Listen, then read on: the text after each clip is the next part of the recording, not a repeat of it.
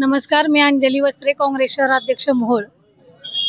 आज मोहोळ नगर परिषदेचे अर्ज दाखल करण्याची अंतिम डेट होती।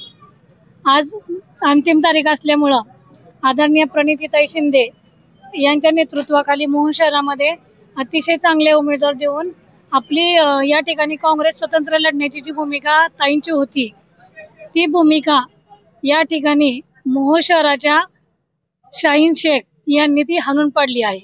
ऐन वेळेला त्यांनी एबी फॉर्म पळवून नेले आणि त्यांनी काही जागांमध्येच फक्त एबी फॉर्म देण्यात आले आणि मोहोळ शहरामध्ये काँग्रेसचं वातावरण चांगलं होतं।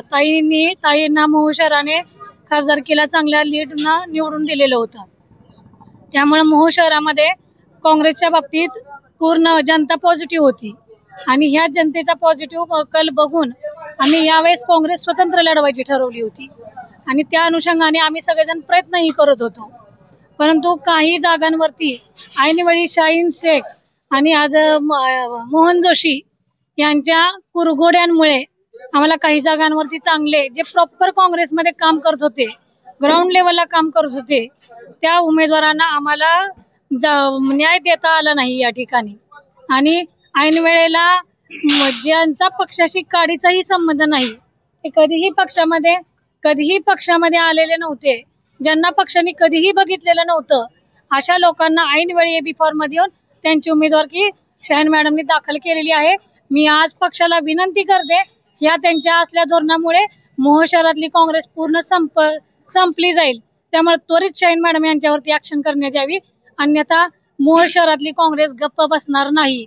मागच्या वेळी ही शाहीन मॅडमच्या अशा चुकीच्या धोरणामुळे मागच्या वेळी पण हेच झालेलं आहे। त्यांनी मागच्या वेळीस पण काँग्रेसमध्ये असंच कुरघोड्या करून ऐन वेळेला उमेदवार बाजूला झाले होते आणि यावेळेसही त्यांनी तसंच केलेलं आहे। चांगल्या उमेदवारांना मोहोळ शहरामध्ये शाहीन मॅडम न्याय देत नाहीत।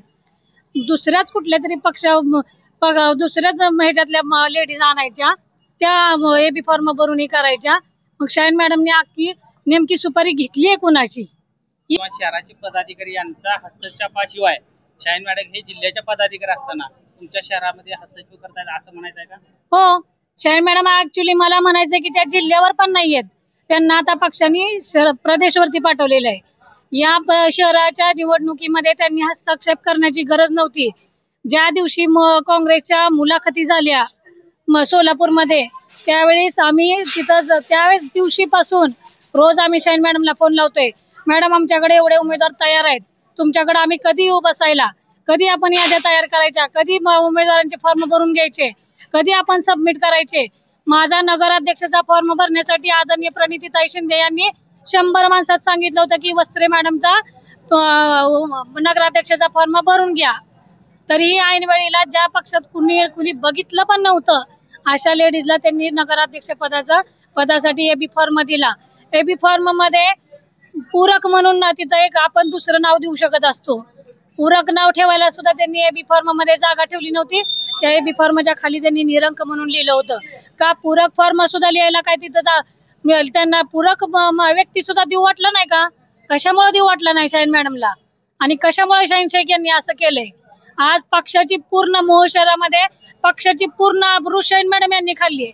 ताबडतोब पक्षाने त्यांच्यावरती त्वरित काय तिथे त्यांच्यावरती निर्णय घ्यायचा, अन्यथा मोहोळ शहरातली काँग्रेस आता गप्प बसणार नाही। प्रत्येक वेळेस हे चालणार नाही, घराणेशाही त्यांची इथं आम्ही चालू देणार नाही।